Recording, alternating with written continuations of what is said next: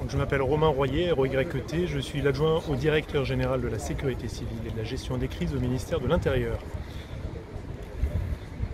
Le 20e anniversaire il nous a permis de parler du passé, il nous permet de dresser les perspectives d'avenir. Ces perspectives d'avenir, elles sont très réelles pour la base de la sécurité civile. Il y en a deux.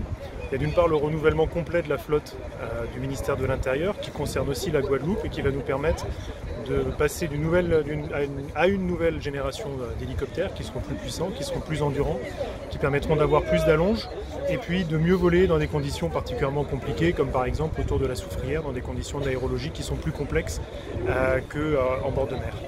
Et puis le deuxième projet, qui est tout aussi structurant que l'achat du nouvel hélicoptère, c'est la transformation de la base, puisque nous travaillons actuellement avec la gendarmerie à faire une base mutualisée, ici, aux Abîmes, avec une construction qui sera paracyclonique, qui sera aussi parasismique, et qui permettra de conserver cet outil, qui est un outil majeur du secours pour les Guadeloupéens, à disposition de la population à tout moment.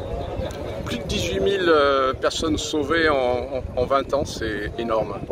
C'est effectivement 18 000 personnes sauvées, 800 à 900 heures de vol chaque année pour cet hélicoptère.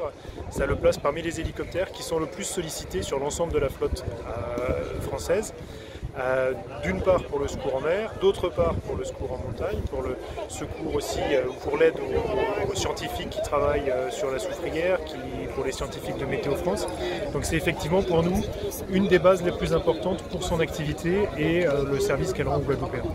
4 équipages, 365 jours par an, 24 heures sur 24. 4 équipages, 365 jours par an.